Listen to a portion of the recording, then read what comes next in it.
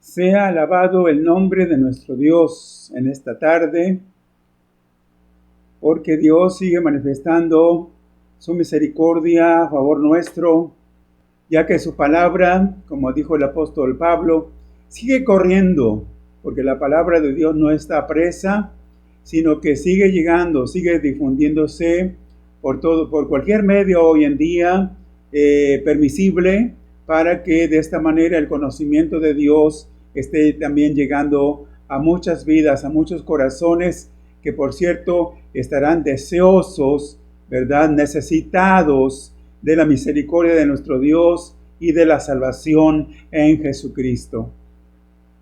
Bien, me permito compartir con ustedes hoy un tema que tiene que ver con la consolidación cristiana. Es el tema de hoy, consolidación cristiana. ¿Por qué? Porque es el gran deseo de Dios que toda persona que va creyendo, que va escuchando, recibiendo la palabra y decidiéndose por Cristo, se consolide bien, se afirme, sea confirmado en la fe. Sí, ese es el gran deseo de Dios. Sí, ¿por qué? Porque no se trata aquí de una simple simpatía, un apego quizás por nexos familiares en cuanto a decir, me gusta el evangelio, sé que es bueno, pero hasta ahí nada más. No, Dios quiere que nos decidamos por Él, por su palabra, de manera real, de manera firme, de manera determinada. Y ese es el gran deseo nuestro también, y a la luz de las Sagradas Escrituras encontramos que es lo que el Señor también se propone. Bien, estoy allí para leer en la primera carta a los Tesalonicenses, en el capítulo 2, versículos 13 y 14. Leeré por esta ocasión del 14 la primera parte, pero dentro de este tema, ya lo mencioné, consolidación cristiana. Dice así, leyendo en el nombre del Padre, del Hijo y del Espíritu Santo. Por lo cual también nosotros, sin cesar, damos gracias a Dios de que cuando recibisteis la palabra de Dios, que oísteis de nosotros, la recibisteis como palabra, no como palabra de hombres, sino según es en verdad la palabra de Dios, la cual actúa en vosotros los creyentes. Sí, porque la palabra de Dios es viva y eficaz. Sí, por sí misma tiene virtudes, particularidades muy especiales en cuanto a ser eficaz para cambiar, para transformar las vidas, para moldear los corazones de las personas. Dice el 14, porque vosotros, hermanos, vinisteis a ser imitadores de las iglesias de Dios en Cristo Jesús que están en Judea.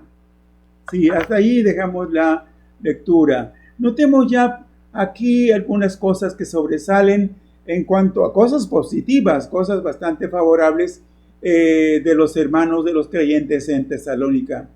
No en todos los lugares donde Pablo el apóstol anduvo predicando la palabra, el evangelio, hubo los mismos resultados, debo decirlo. Sí, por ahí en Atenas, algún otro lugar, sí, hubo resistencia, oposición, ¿sí? Y pareciera, ¿verdad?, que no se lograba mucho avance en ese tiempo en cuanto a la difusión de la palabra del Señor. Sí, pero aquí notamos que esta iglesia había sido fundada en medio de un clima de persecución, en un clima de mucha oposición y persecución y controversia. Aún así, esos cristianos se convirtieron bien, diría. Sí, hubo muy buenos resultados.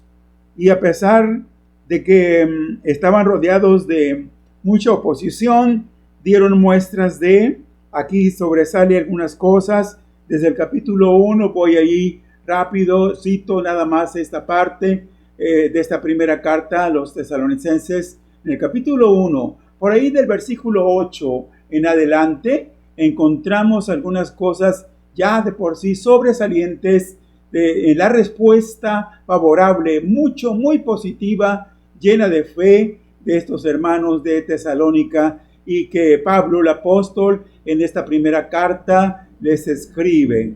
Sí, él había realizado ya su segundo viaje misionero y había pues constatado esto, ¿verdad?, en esa región.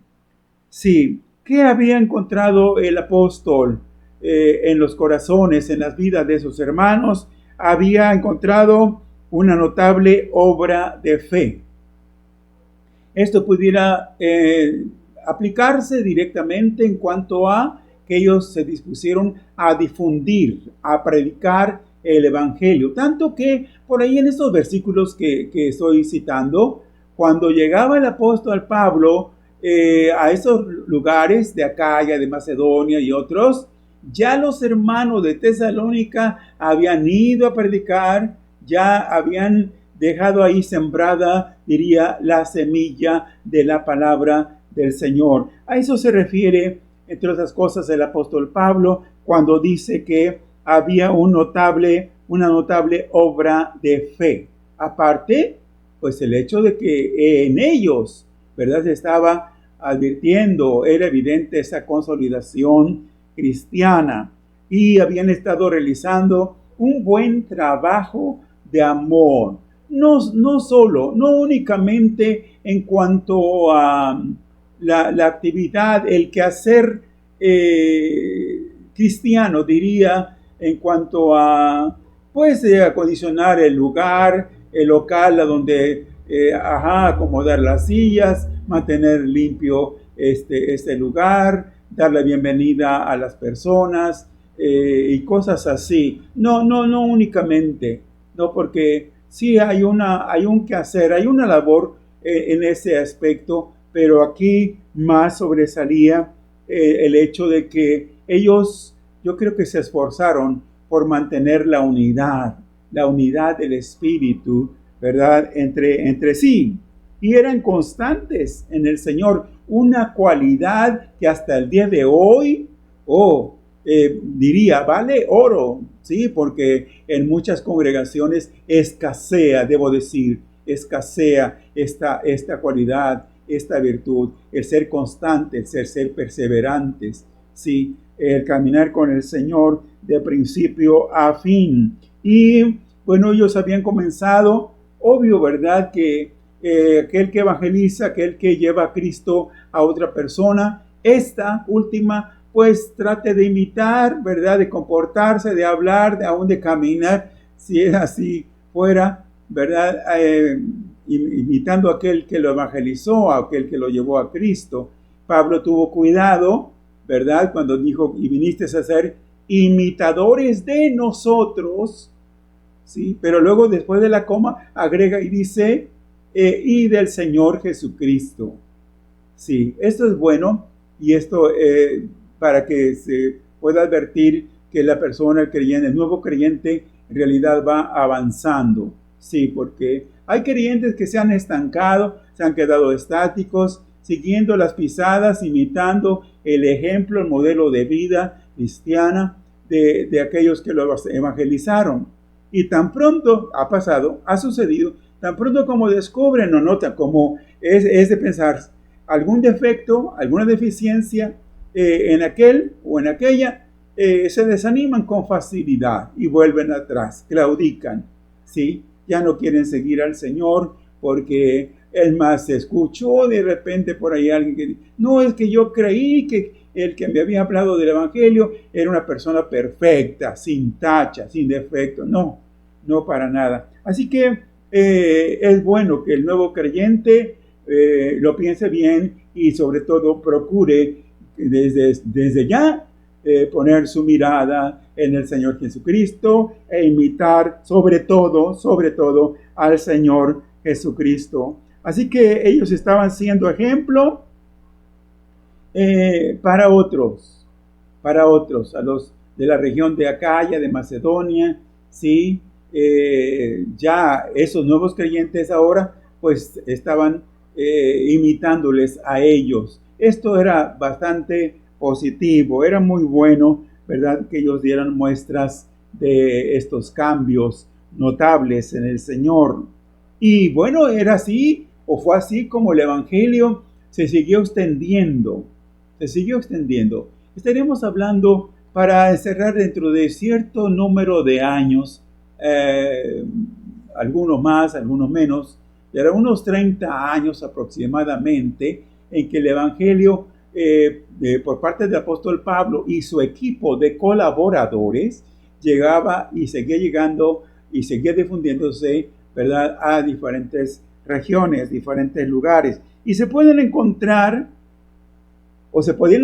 cristianos voy a mencionar algunos lugares: Antioquía de Siria, Chipre, Pafos, Perge, Iconio, Listra, Tarso, Derbe, Galacia, Misia, Frigia, Troas, entre otros. Pero también en Mileto, Éfeso, Antioquía de Pisidia, Neápolis, Filipos, Antípolis, Berea, Acaya, Macedonia, Atenas, Corinto y en la isla de Creta.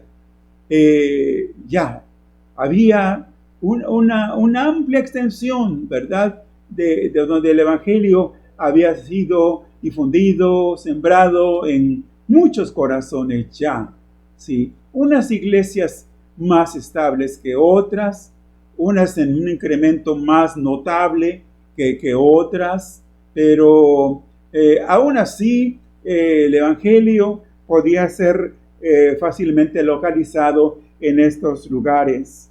Sí. Ahora, el propósito central del apóstol Pablo y de sus colaboradores, ¿cuál era?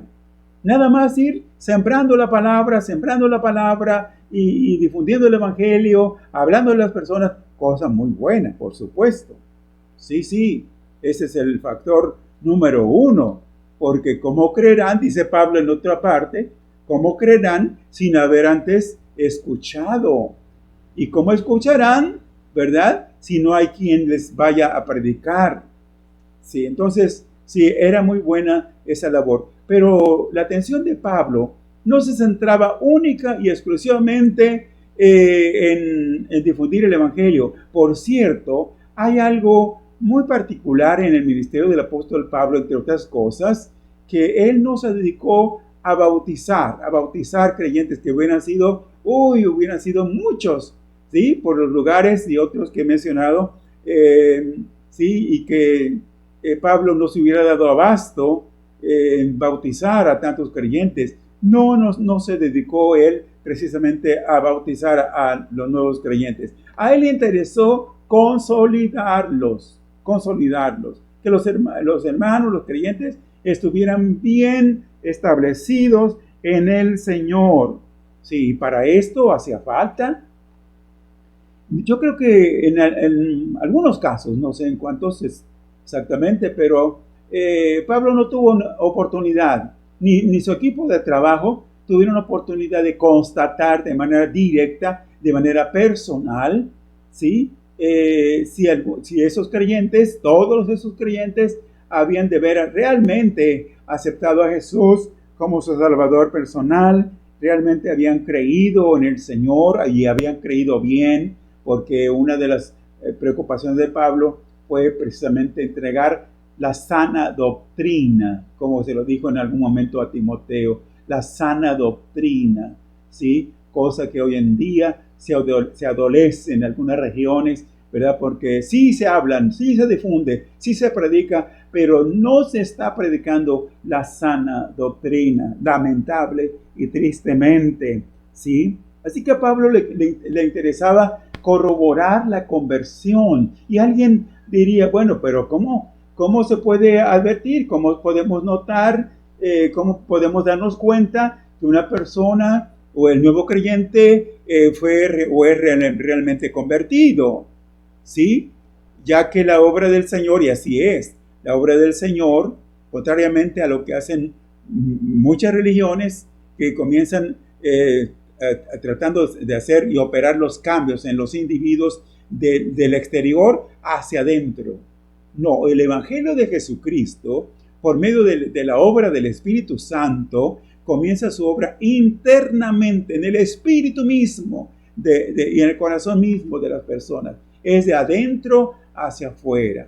Así que es inevitable.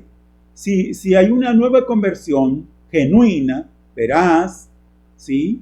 Esta debe dar evidencia, debe demostrarse finalmente, porque no es posible que el nuevo creyente y el convertido bien, pues pueda ocultar. Por ahí hay algunos casos, 2 casos concretos de discípulos anónimos, ¿verdad? Del Señor Jesús. Me refiero a Nicodemo y José de Arimatea, que por ahí tardaron cierto tiempo para darse a conocer, para identificarse como discípulos del Señor. Mientras tanto, por X motivos, ¿verdad? Quisieron mantenerse en el anonimato, pero no fue posible. Llegó un momento en que tenían que salir a la luz, ¿verdad? Que ellos también se habían convertido y que eran discípulos del Señor. Así que las evidencias, sí, Pablo le interesaba mucho notar, cualificar, no solo cuantificar las conversiones, sino cualificar qué clase de conversiones, ¿verdad? Se habían producido y confirmarlos en la fe. Eso es el punto, el énfasis del tema de hoy, confirmarlos en la fe. Sí, es una labor a veces un poquito tediosa, se diría, hay que dedicar tiempo, invertir tiempo, y la atención, lograr la atención también, ¿verdad?, de los nuevos creyentes. No siempre hoy, pues con eso de la sobreocupación, ¿verdad?, que no sé, se da, ¿verdad?, y es que no tengo tiempo para recibir el discipulado. Es que por ahí tengo que rescatar algunos minutos, pero pues tengo que ocuparlo en otras actividades, en otras cosas. Es que mi familia requiere que yo esté allí. Es que mi trabajo no me lo permite. Y bueno, hay pues motivos, excusas, más que simples excusas para no dar lugar a una capacitación básica, fundamental en la palabra del Señor. Así que a Pablo le interesaba mucho, lo estamos diciendo, y es el énfasis que quiero darle, le interesaba mucho consolidar a los hermanos, consolidarlos bien en el Señor, no para que lo siguieran a él, no para hacer su grupito por ahí. Esta labor los sectaristas lo hacen, no para tener seguidores, no para tener discípulos, llevarlos tras de sí, otras sí, no precisamente, no funciona, es más, no es saludable para nadie estar bajo el tutelaje o bajo la dirección o bajo así u obligación, ¿verdad?, de otras personas que les entregan pues una doctrina errónea. Si él sabía, Pablo sabía, que todo niño necesita primero ponerse de pie para empezar a caminar.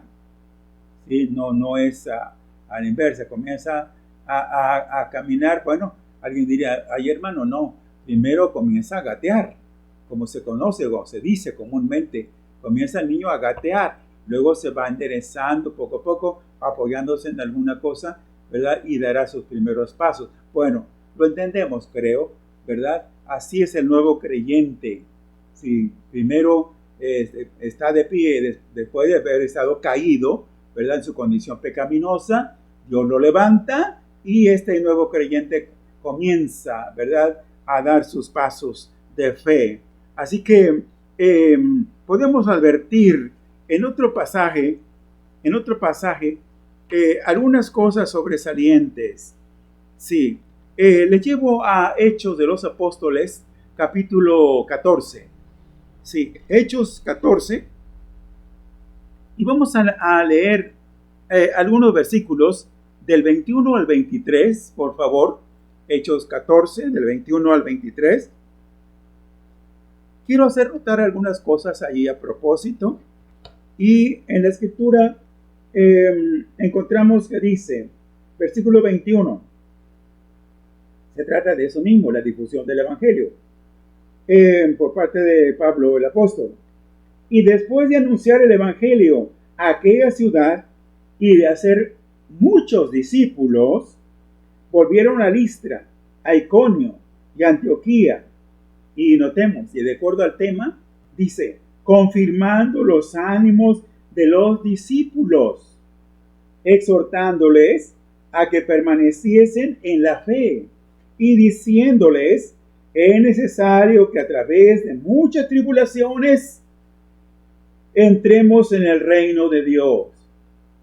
Y en el 23 dice, y constituyeron ancianos en cada iglesia, y habiendo orado con ayunos, los encomendaron al Señor en quien habían creído.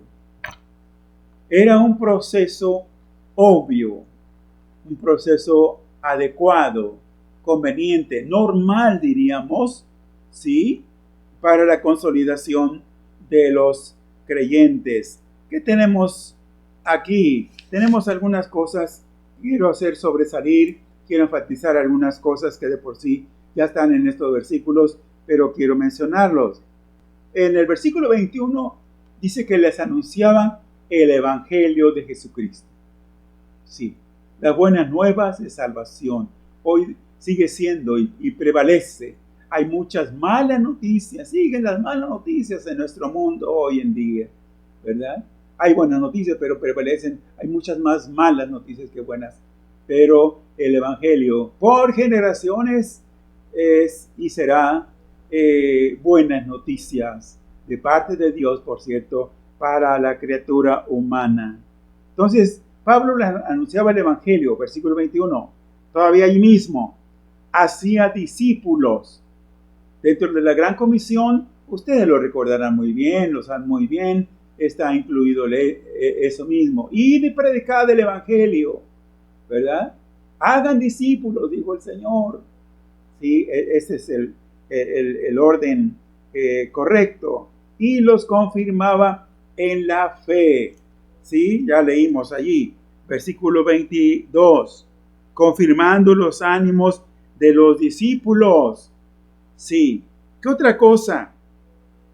Les exhortaba a que permaneciesen en la fe. Esto también es importante. Y diciéndoles, es necesario que a través de muchas tribulaciones entremos en el reino de Dios. ¿De qué se trata eso? Notemos la calidad del evangelio que Pablo predicaba y otros más con él y aún después de él. Sí. Pablo no les presentaba un evangelio así de color de rosa, alfombradito, aromatizado con flores o rosas.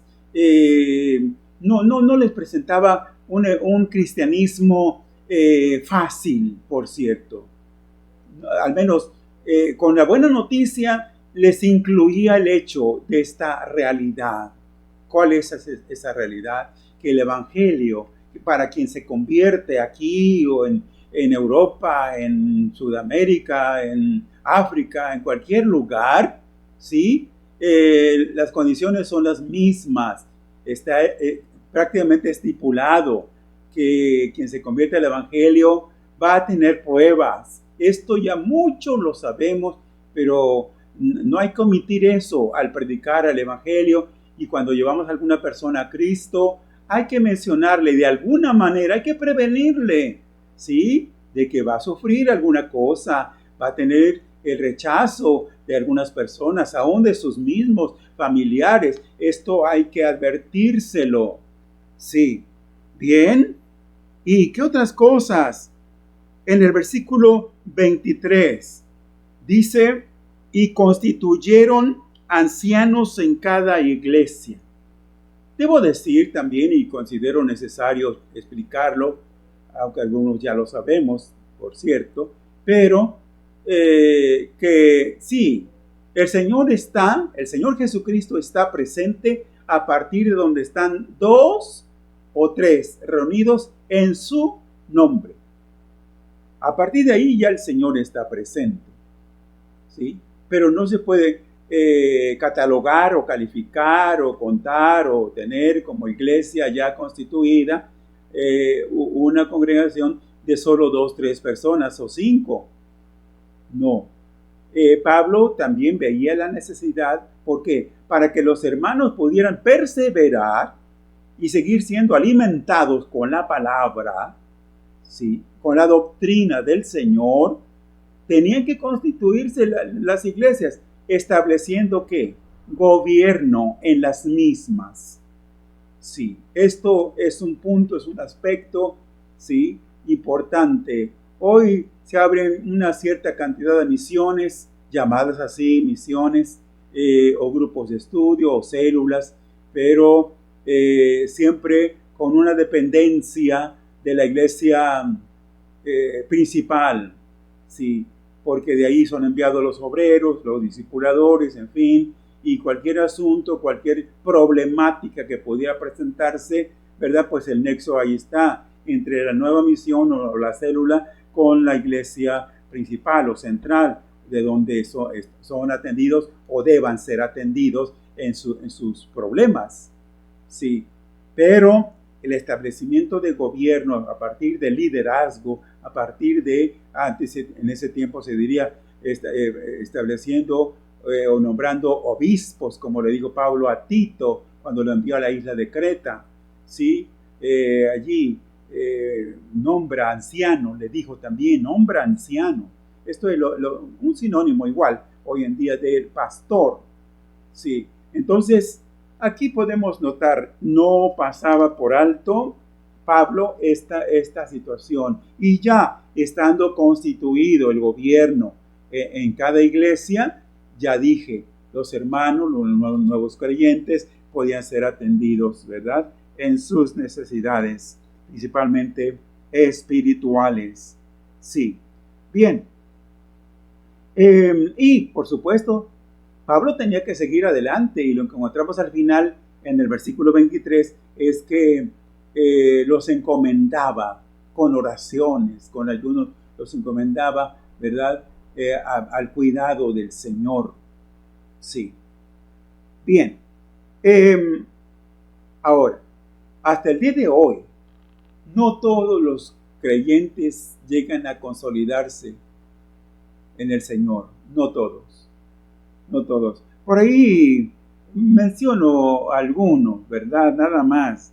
De los que, Simón el Mago bajo el ministerio del apóstol Pedro diría, no, corrijo, Felipe, luego a Pedro le tocó ya exhortarlo, pero me refiero a Simón el Mago. ¿Qué pasó con Simón el Mago? Lo cierto es que no está con el Señor, ¿verdad? ¿Por qué? Porque él erró en cuanto a lo que él pensaba o sus ambiciones, no sé, que algunas las dejó traslucir, ¿verdad? Cuando le ofreció dinero por el don del Espíritu Santo a los discípulos. No creo que se haya consolidado en el Señor. tampoco, pues, qué pasó con Ananías y Zafira, ¿verdad? En esa iglesia naciente en Jerusalén, murieron lamentablemente de una manera, pues, trágica, ¿verdad? ¿Y qué pasó con Demas después de ser un colaborador estrecho del mismo apóstol Pablo, ¿verdad? Pablo por ahí escribe a Timoteo, dice, Demas me ha dejado amando este mundo. Sí, ¿qué cosas? Demas volvió atrás. Sí, Demas apostató. Y ¿a quién más? Encontramos a Diótrefes y otros que podrían mencionarse. Estos no se consolidaron. Sí, fueron reacios finalmente. No se entregaron realmente, no se consagraron al Señor, pero no estuvieron dispuestos a obedecer ni a seguir las pisadas del Maestro, del Salvador de sus almas. Pablo quería que todos los creyentes fueran estables, firmes en la fe. Y encontramos, por supuesto, que ya parte de sus colaboradores estaba Timoteo, Epafrodito, Epeneto, Andrónico, Apeles. Apolo era otro, este es Apeles. Rufo, Gallo, Tiquico y otros. Que sí llegaron a afianzarse, a consolidarse, y es más, a tener ministerio. Sí, a tener ministerio. Pablo se vio reproducido, por así decirlo, en muchos, a los cuales él llevó a Cristo, a los cuales él mismo consolidó, pero ese es el propósito, ¿verdad? La reproducción espiritual. Sí, que haya fruto del trabajo que realizamos, ¿verdad? Con la ayuda de nuestro Dios. Entonces tenemos aquí que Pablo quería ver, ¿cómo quería ver a todos los creyentes? Ya lo estamos diciendo, confirmados en la fe. Aquí en primera los Tesalonicenses capítulo 3, ahora nos pasamos al capítulo 3, versículos 2, desde el 1, 2, 3, 8 y 13. Notemos aquí algunas cosas todavía. Dice en primera los Tesalonicenses capítulo 3, versículo 1, dice, por lo cual, no pudiendo soportarlo más, acordamos quedarnos solos en Atenas y enviamos a Timoteo, nuestro hermano, servidor de Dios y colaborador nuestro en el Evangelio de Cristo, para confirmaros, veamos la palabra, de acuerdo al tema, para confirmaros y exhortaros respecto a vuestra fe. Versículo 3, a fin de que nadie se inquiete por estas tribulaciones, porque vosotros mismos sabéis que para esto estamos puestos. Otra vez, Pablo le está recordando a los hermanos, nuevos creyentes, recuerden, les van a venir pruebas, sí, van a pasar por tribulaciones, no se los olvide. Sí, de repente hoy en día hay que recordarle eso a los nuevos creyentes, sí, no está de más y es parte de nuestro deber, de nuestra responsabilidad, sí. Entonces, aquí tenemos versículo 8. Porque ahora vivimos, si vosotros estáis, ¿qué les dice? Firmes en el Señor. Y el versículo 13, para que sean afirmados vuestros corazones irreprensibles en santidad delante de Dios nuestro Padre, en la venida de nuestro Señor Jesucristo con todos sus santos. Sí, los creyentes debían ser capaces de andar en obediencia y amor con la ayuda del Señor. Sí, y a menos que los creyentes estén confirmados en el Señor, podrán soportar las pruebas. Sí, si no están bien afianzados en el Señor, no, con facilidad se van a desanimar, se van a desalentar, se van a enfriar espiritualmente y van a volver atrás, van a apostatar, ¿sí? Y eso es lamentable, muy lamentable, ¿verdad? Cuando se escuchan hoy en día algunos casos, ¿sí? Bien, entonces, pero estamos leyendo ahí que Pablo incluía el tema de la venida del Señor. El predicar acerca de la venida del Señor en medio de otros muchos temas, pero este no debe dejar pasado por alto, no. Debemos de vez en cuando, ¿verdad?, hacer mención del próximo retorno del Señor Jesucristo, porque esto siempre será estimulante. Va a cicatear por ahí, va a estimular, ¿verdad?, la fe de más de uno, ¿verdad?, que se esté retrayendo por ahí, que esté ya olvidándose y llenándose de ingratitud en su corazón con respecto a lo que Cristo hizo por él. Pero abordar este tema hoy en día, cuán valioso es. Pablo no olvidaba, ¿verdad?, el hablarles acerca de la venida del Señor. ¿Por qué? Porque esto debía mantener alertas, preparados a los creyentes también. Bien, ya vengo mencionando que Pablo tenía un grupo de colaboradores. Él no llevaba solo la tarea, no realizaba solo la labor de la difusión del Evangelio, tan difícil en ese tiempo y hoy en día en unas regiones más que en otras, pero sigue siendo difícil la difusión de la palabra, del Evangelio. Sí, él se rodeó de cristianos, ¿verdad?, que le apoyaran en la predicación, a los cuales él podía enviar. Esto es una especie de liderazgo compartido o delegacional.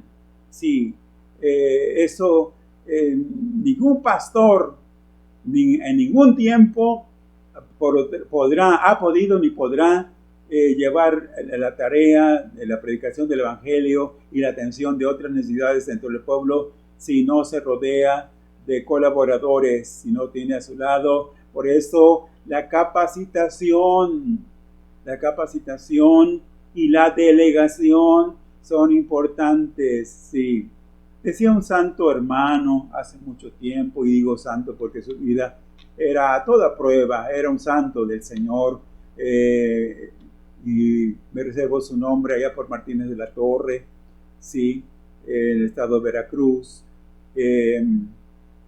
que él llegó a exteriorizar más de una vez: es que yo tengo que hacer ese trabajo, aún labores y cosas, porque le tocó levantar templo, construir, y él se metía a preparar la mezcla y algunos otros menesteres, era el ayudante del albañil, y cuando tenía a su cargo el pastorado de la iglesia y todo un presbiterio que en ese tiempo abarcaba de Jalapa, la capital del estado de Veracruz, hasta Tuxpan, con algunas regiones, algunas iglesias dentro de la sierra.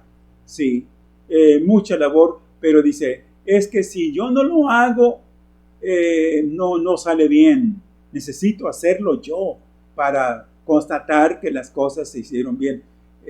Si no delegamos confianza en otros y queremos hacerlo todo nosotros, no va a funcionar. No funciona. Definitivamente no funciona. Así que ahí está. Pablo se rodeaba de colaboradores y les enviaba, ¿verdad?, los hermanos de las iglesias. ¿Cómo estimulaba a los hermanos? Él no podía estar en todos los lugares, ¿verdad? Por eso les escribía cartas que eran leídas desde enfrente, en la reunión general de los hermanos de las iglesias.